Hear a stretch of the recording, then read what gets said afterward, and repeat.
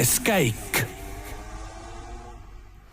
No nii, tervitused taas rallisõpradele, 6. käik on taas eetris, Monte Carlo ralli on jäänud nüüdseks selja taha, on ajalooks saanud ning on paras aeg ka meie saatesse selle etapi viimased otsad kokku tõmmata. 6. käigu toob teieni mõistagi meie hea toetajaga Ott Tänaku ametlikuks sponsoriks olev Betsafe ning siin Delfi stuudios oleme ikka nagu siin selle ralli jooksul kombeks on saanud kahekesi, minu nimi Raul Ojassaar ja üle laua istub eksperdi rollis rallisõitja Karl Kruda. Tere ka minu poolt jälle ja rõõm on võtta kokku seda imelist nädalavahetust, mis oli meil väga-väga pingelise lõpuga ja super lust vaadata, et kui ralli algas niimoodi, et olid väiksed tehnilised probleemid siin telekatel asjadel, hakkasid juba natukene endast närvi minema, siis lõpp oli, kõik sujus ilusti ja me nägime viimase momendini välja, et minul korra jooksis arvutiekraan kinni, Heartbeat Error 501 või mis sealt ees juba nagu on.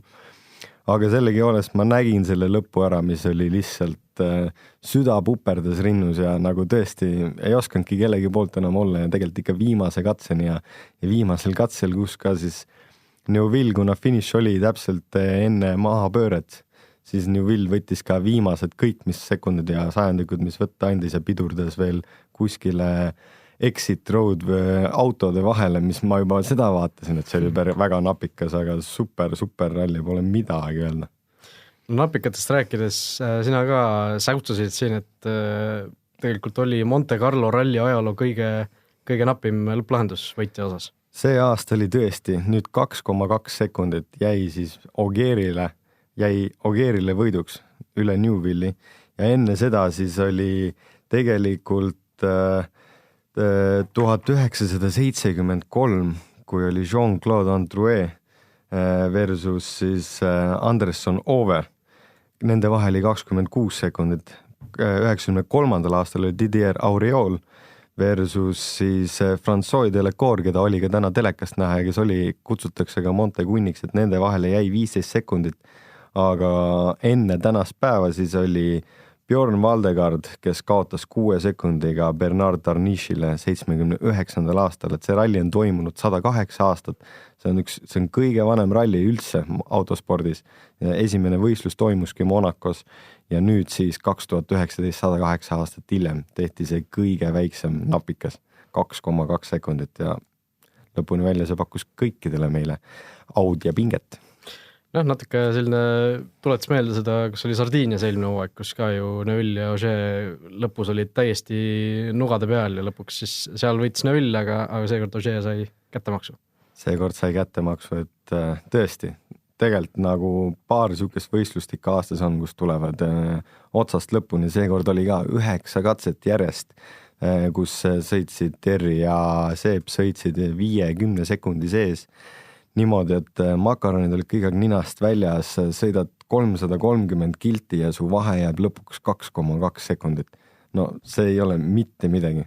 Tegelikult kujuta ette, et sa sõidad Viru ringi pealt Rohuneeme tippu ja teie vahe panete 0-0 seda. Et üks vend jääb 1 sekund hiljem, nagu täna oli ka mingitel katsetel näha. Aga seal on serpentiine ja lund ja jääd ja kõike muud ka ja kõike muud pinget seal metsa vahel olles, et super fantastiline töö ikkagi nende meeste poolt, et niimoodi autot valitseda ja 1200 kilot valitseda kuskil mägedes on ikkagi uskumatu vaadata. No Ott Tänaku puhul ka 3. koht lõpuks tuli täpselt nii nagu, ei väsi mainimast, sina reede õhtul, eks ütlesid pärast seda, kui see refi purumine tuli ja Oti seis oli suhteliselt selline nukker, oli mitme minutiga seal võitjad või liidritest taga ja tegelikult üle minuti oli seal ka esikolmiku heitluses, aga tegelikult näitas täna taas, et seda puhast kiirust lihtsalt on ikka kõvasti, eriti võrreldes siin Lööbi ja Latvalaga, kellest ta suhteliselt mänguliselt isegi lõpuks mööda läks. Tõesti, kiirust on, meestel on väga palju ja just tegelikult see ralli joonistus välja 4 meest, kelle seda kiirust võib-olla kõige rohkem olidki Terri, Seeb, Ott ja siis Chris tuli ka sinna lisaks tegelikult, eks Chrisil olid 2 refi purunemist, mis ta kukutas nagu 5 minti taha poole, aga need 4 meest olid kõige kiiremad sellel korral ja tegelikult müts maha ka Sebastian Loebi ees. Sa oled esimest korda autos, no ta oli ühe testi teinud ette, 1,5 päeva võib-olla sai kokku sõita autoga, ta oli just Dakarist tulnud Liivamägede vahelt ja ta tegelikult lõpetab 4. Olgugi, et ta ei suutnud Otti meie enda selja taga hoida, mis on meile väga positiivne punktide mõistes ja Rootsi minnes ja hooaja kokkuvõttes, aga nagu on ka mitu korda täna mainit, et Loeb on seal ühe mõttega ja see mõte on aidata kindlustada see aasta just korealastele ehk siis Hyundaile teha see tiitel. No see esimene nii-öelda etapp läks selles suhtes hästi, et Hyundai on 30 punktiga siin selles arvestuses liider pärast Monte Carlo rallit, nii et Loebi ralli, ma arvan, võib ka igati rahule jääda, okei, nagu ütlesid ka, et Tänakut ei suutnud selja taga hoida, aga Latvalat suutis. Latvale kiirus oli ka võib-olla isegi üllatavalt kehv, et mees, kes siin endiselt tunnistab maailmameistri tiitlist, ikkagi täna terve päeva tunnis, et ei ole seda õiget tunnetust ja ei saanud lõpuks ka isegi, naljakas öelda, et isegi ei saanud Loebile vastu, isegi 9-kordsele maailmameistrile ei saanud vastu, aga arvestades seda olukorda, kust pealt Loeb tuli, siis Latvale jaoks kindlasti pettumus. Eks ta ise väljendas ka seda samamoodi, et ta oligi endas natukene pettunud, et samas tema kaitseks ma ütlen, et kui sul tunnet ei ole, siis sa ei lähe seda ka üritama võtta, selles mõttes ta lõpuni välja oli ikkagi tark ja ta võttis oma need 5. koha punktid kera, ta sai oma 10 punkti kätte, et ta ei ole nagu nulliga ei alusta järgmist etappi, nagu kahjuks olid siis sellel võistlusel mõned teised ekipaažid, kes peavad Rootsi vastu minema 0 skooriga. Küll aga stardipositsioon on neil natukene võib-olla parem kui esimestel meestel, kes siis jällegi Sebastian Ogier, kes siis on võitnud Monte Carlo ralli 4 erineva meeskonna autoga, milleks on siis Peugeot, Citroën, Ford, Volkswagen ja tegelikult on teinud seda 6 korda järjest. Ja 6 korra kohal on ta nüüd 3 korda autot vahetanud, esimene etapp aastas ja mees ikkagi võidab. Tema kurvastuseks, mida varsti on siit jälle siis kuulda, et Rootsi minnes on see, et ta peab hakkama teed puhastama. Ja seal lumesaha efekt on kahjuks, aga kui sa tahad juhatada seda väge, siis sa pead ka mingid rasked asjad sealt üle elama. Ogier jällegi võitis ja siin nii tema kui Sebastian Loebiga oli väga pikalt selline enam-vähem seaduspära, mis peaaegu iga aasta kehtis, et kes Monte Carlo ralli võidab, see tegelikult tuleb hiljem maailmameistriks, et Ogier ja Loeb mõlemad väga palju aastaid järjest võitsid, nii et mine tea, kas seal mingisugune otsene seos on, aga selline hea märk kindlasti Ogierile. Seda seost mängu veel tuues oli Chris Meek, kes ütles ühes intervjuus, et temal on nüüd uus kaardlugeja selleks aastaks, kes on siis Sebastian Marshall ja Meek ütles, et need seebid on nii kaua seda asja valitsenud, et ma pidin ka endale autosse mingi seebi leidma. Just nii, Meeki ennast tuleb ka kiita, temal ka ju esimene ralli uues autos, seal see välja purunemine röövis talt ikka päris mitu head minutit, aga tegelikult nii eile kui täna näitas väga head kiirust ja see punktikatse, millest ta rääkis juba reedel, eks ju, käis seal intervjuudest läbi, et mõtleb juba punktikatse peale ja ikkagi punktikatsene eesmärk tuli ja ikkagi pika puuga pani ära, et 3,9 sekundit punktikatsel on nii suurt vahet ka päris sageli ei näe ju tegelikult. Tõesti ei näe, aga kui sa ajalugu hakkad vaatama, siis 2018 oli suhteliselt sarnane seis, sest Miik oli sama, et tal esimestel päevadel olid probleemid ja ta keskendus siis punktikatsele ja ta võitis ka selle punktikatse suhteliselt 4 või mingi sekundiga. Et tundub, et talle see katse istub ja ütleme, et mees võttis selle, mille järgi ta tuli. Et pärast seda, kui tal need purunemised toimusid, et siis mille peale sa muud lähed, kui sa selle 5 punkti peale, mis natukene kannab lisa ja punkti tabelit vaadates see tegelikult teda aitas kindlasti. Ott Tänak kindlasti ka lootis punktikatselt maksimumi, aga tuli hoopis 4. koht, väike pettumus ilmselt oli. Tundub, kui neid splitte vaadata, esimeses splitis ta tegelikult oli ju 2 sekundit Miigist kiirem ja siis järsku seal esimese ja teise spliti vahel midagi juhtus, arvad, et mingisugune eksimus tuli sisse, lihtsalt võttis rahulikult lõpuni või mis seal võis olla? Mina ei oskagi isegi öelda, seal võib-olla läks livedamaks, kuna see katse keskmine osa vist oli natukene rohkem jäidet oli või pimedam, et kahjuks lõpuni välja ei tea ja mees seda ise teab kõige paremini, võib-olla kui pärast saab vaadata WRC Plussist ka järele neid videosid, et kui sealt siis vaadata, mis seal siis olid, võib-olla leiame mingi vea. Teistpidi Ott ise ütles tublisti lõpus, et ta sai väga head punktid. Tal on väga hea stardipositsioon selleks kohaks. Olgugi, et ta sealt katselt 5 maksimumi saanud, aga ta ikkagi noppis endale mõned punktid. Et ta kõikidest asjadest, mida talle see nädalavahetus pakuti, et ta kõikidest midagi ikkagi nagu võttis endale külje alla kogus ja läheb ikkagi sellele ka pikale mängule, olgugi, et Ogier on võib-olla natuke eest ära läinud, aga Rootsi peaks selle jälle tagasi ühtlustama. Ja Ott on seda veel näidanud ka, et nii Rootsis kui ka Soomes, et 3. kohalt või sealt tulles mees suudab sõita seal ees väga-väga super aegu, et näpud ja pöidlad pihku, et nüüd kui Rootsi minek on, et siis tõesti on kohe algusest peale lust vaadata. Jah, see tee puhastaja või saha roll seekord ei peaks nii selline suur olema kui eelmine aasta, tõesti see vaatad farsiks kujunes, siis tegelikult 3. startides ma arvan, et on võimalused head. Räägime kiirelt ka nendest natuke tagapool olnud meestest. Pontus Tiidemand ka esimene ralli WRC autos, kiirus ei olnud küll kõige parem, aga temal kindlasti see oli selline pigem tutvumise ralli WRC masinaga ja kõik panused on tal pandud siis kodusele etapile. Ma julgen nii väita küll, et see, et ta seda Montet sõitis, see andis talle väga palju, ma arvan, et uut informatsiooni ja materjali ja just see, et sellesse WRC autosse istudes need informatsiooni liikumine hakkab nii palju kiiremini toimuma ja need kiirused on ikka natukene suuremad, olgugi, et see on nagu mõni sekund kilomeetrile, siis tegelikult see visuaali liikumine muutub päris drastiliselt.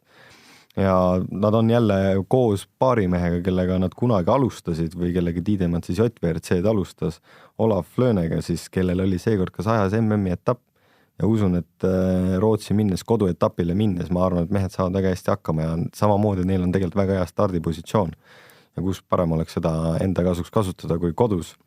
Ja Tiidemandi siis tiimikaaslane Teemu Sunninen oli ka üks tegelikult isegi minu jaoks üllatus lõpuks. Mees sõitis väga hästi ja viimastel päevadel ta isegi sai Power Stage'it 1 punkti lööbi ja teiste meeste ees, et eelmine aasta ta õppis palju seda autot ja üldse selle WRC autoga mööda maailma ringi sõites, siis see aasta see asi läheb veel paremaks, ma arvan. Ja sealt on ka näha vahepeal neid üllatusi ja momente ja nagu ta ise ütles, et tuleb lihtsalt natukene rohkem olla stabiilsem ja kui saad stabiilsemaks, siis hakkavad tulema ka paremad kohad. Aga Fiestale ja M-Spordile või Fordile kõige rohkem promo tõi siiski WRC 2 Pro kategooriast Gus Greensmith, kes võitis selle klassi R5 arvestuses Kalle Rovampere ja teiste prantslaste ees, et temale ka suur kiitus, et siuke raske pikk etapp lõpuni tulla, et Monte on üks etapp, mida kõik tahavad võita. Monte ja Soome on 2 kõige kuulsamat ja neid on alati see, mida tahaks tagataskus hoida. Jah, Greensmith ju kokkuvõttes ka tegelikult 7. koht nende WRC meeste paljudele katkestamistele ja üks asi, mis veel meelde tuli, sa rääkisid, sul on üks huvitav lugu sellest, et täna ka Ott Tänak ja teised seal kurtsid, et sool tegi asja libedaks seal mägedes, et soolaga oli tuli üks päris selline omapärane asi meelde. Sellega mul tuli tõesti üks omapärane lugu meelde, mis on siis aastast 1983, kui Lants ja tiimiboss Cesar Fiorio ja juhtis meeskonda, kus Lantsed olid tagavedused siis ja sellel ajal tutvustati just Audi Quattrot, mis oli siis 4-vedune ja 4-vedune oli suur muudatus just sellesse maailmasse, et see oli nii palju kiirem, aga Cesar ei andnud alla. Neil oli kergem auto natukene ja kõik asjad ja ta tuli kavala idee peale, et ta tellis Itaaliast 300 tonni soola, mida ta siis öösel lasi puistada katsete peale. Niimoodi, et Audi meeskond sellest midagi ei teadnud ja hommikuks, kui Audi oli valinud endale talverehvid, siis need mehed läksid slikkidega, sellepärast nemad teadsid, et kuskil jääd ei ole. Ja kohtades, kus siis oli veel lumi, oli meeskond saatnud metsa alla väiksed päkapikud, kes siis peatasid 4 kilomeetrit pärast katsestarti, vahepeal auto kinni, vahetasid ühe treffi teiste vastu ja siis auto kimas edasi, et sellel ajal siis roolis oli Röhl Valter ja Alain Marku ja nemad ütlesid, et naljakas oli seista keset katset, kui sul aeg tiksub lihtsalt autos mitte midagi tehes, aga üks boksi peatus vist oli ära tehtud ka 47 sekundiga, kus 4 rehvi vahetati pah ära. Inimesed olid ümber ja nemad rääkisid just seda, et see oli ikkagi täpselt nagu oleks vormelis olnud sellel hetkel, et kuskil metsa vahel päkapikud hüppavad välja. Tänapäevaks on see nüüd keelatud.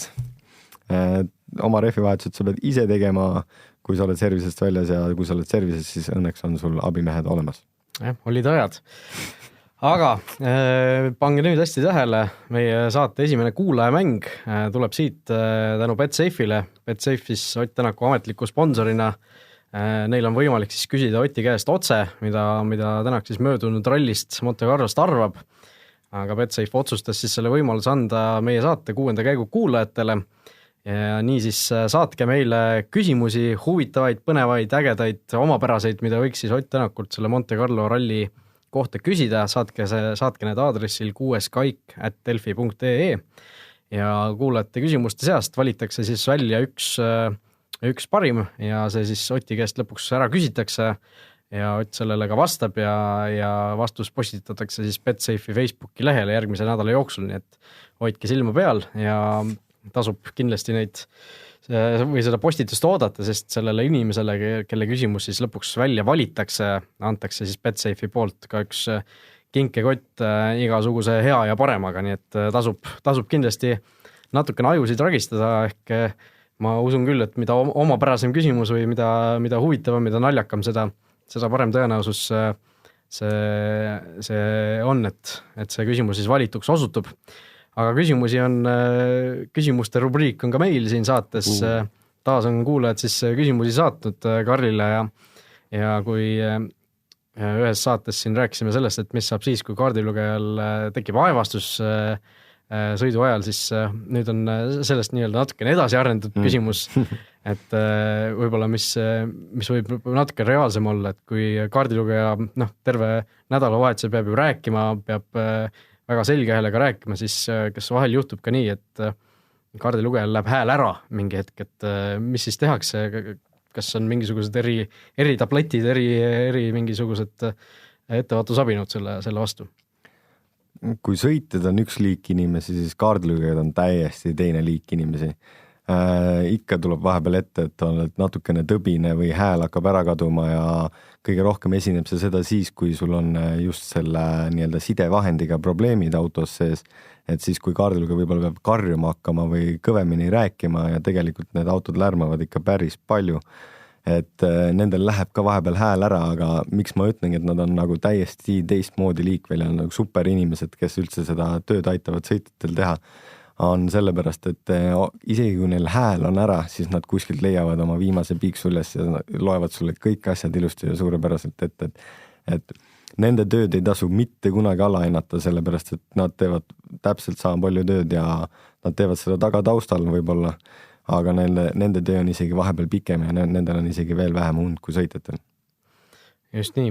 Järgmine küsimus, mis koha peal on autol see mingisugune ajavõtu mõõdik, kuidas see üldse välja näeb, kas see mingisugune kiip kuskil, on see auto ees, auto taga kuskil keskel, kuidas see on? Väga hea küsimus, tegelikult autol on peal ainult GPS, mis siis on antenniga katusel, kus siis saavad nii-öelda juhtimiskeskus saab informatsiooni, et kas autol on kõik korras, kas tal on liikumiskiirus ja tegelikult on autos sees ka nupud siis, mis annavad märku, et kui sa peatud, sa pead nuppu vajutama, et sul on kõik okei ja kui sa liigud, siis sa vajutad uuesti nuppu ja siis sellel juhul, kui on mingi halb asi juhtunud, siis sul on nagu saad kutsuda kiiremini abi, et seal on ka SOS nupp.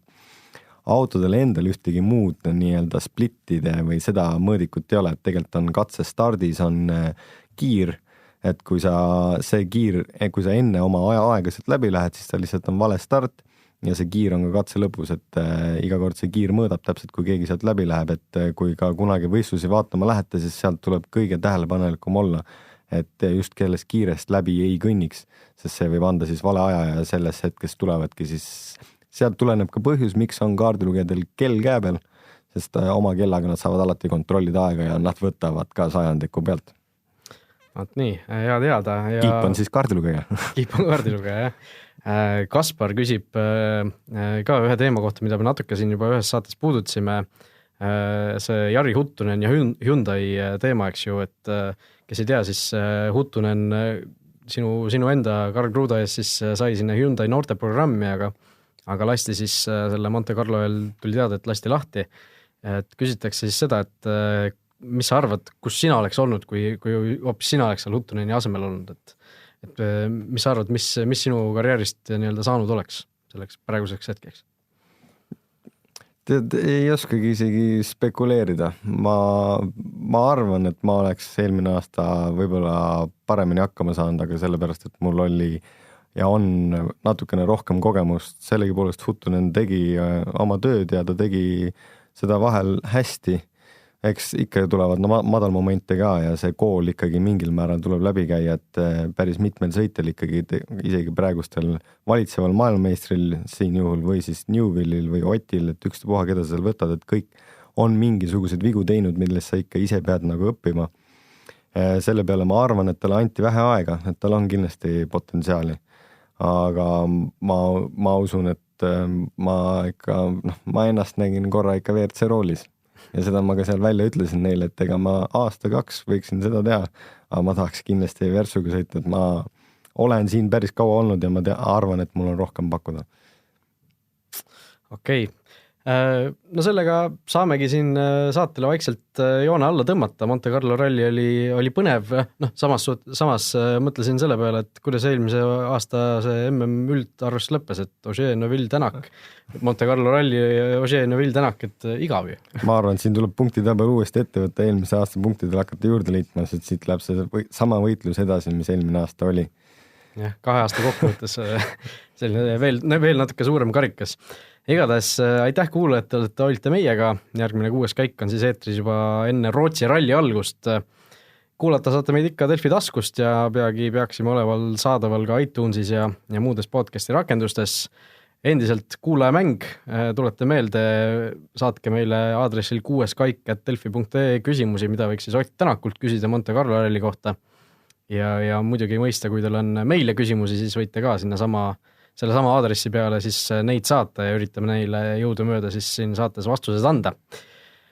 Nii et aitäh, et olite meiega siin pikal ralli nädalavahetusel ja kohtume taas.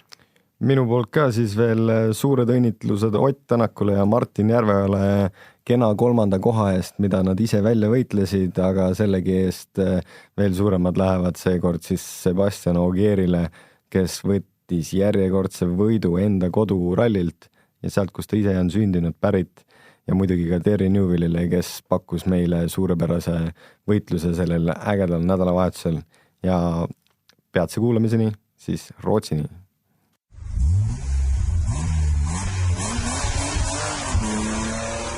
6. käik.